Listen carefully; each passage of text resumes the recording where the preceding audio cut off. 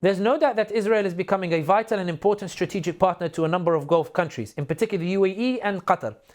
Moreover, Israel has been able to maintain good relations with both of these parties by virtue of its access to the key decision makers in the White House and in the US Congress, which is what both Qatar and the UAE desperately want in order to secure that international protection from the animosity and ambitions of regional rivals, and also international protection from any backlash associated with their foreign policy that has seen them seek to expand their influence in the region and beyond. But it's important to note that while the Gulf crisis has accelerated the process of warming to Israel, the Gulf crisis did not actually instigate this warming, this rapprochement. It's important to remember that in 1996, for example, Hamad bin Khalifa Al Thani managed to fend off a Saudi and UAE bid to restore his father, who he had overthrown, by launching unprecedented rapprochement with Israel and establishing the largest US military base in the region.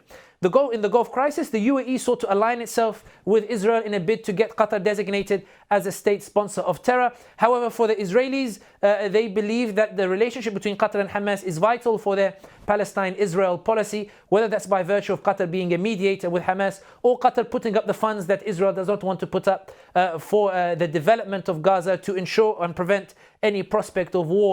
Israel's lobbying on behalf of Qatar has not dampened UAE's ardor in seeking closer ties with Israel, particularly as the UAE seeks to contain Turkey and prevent being called out for its role in Libya that has led to more Russian involvement. In other words, Israel has managed to become a strategic ally in the Gulf by taking advantage of the intensifying rivalries between the Gulf states. And the polarization that has been brought about in particular by the Qatar-UAE feud, by virtue of their incredibly influential media outlets, has resulted in rapprochement with Israel becoming a central tenet of foreign policy within the Gulf, whether that's the foreign policy of Qatar or the foreign policy of the UAE. It has become a central tenet in order to ensure the buy-in of Washington so that the US can protect one party against the other, and in some cases even be used to pressure the other party. In other words, the polarization and the Qatar-UAE feud has managed to entrench the very dynamics that prevent any prospect of real emancipation for any of the Middle East people.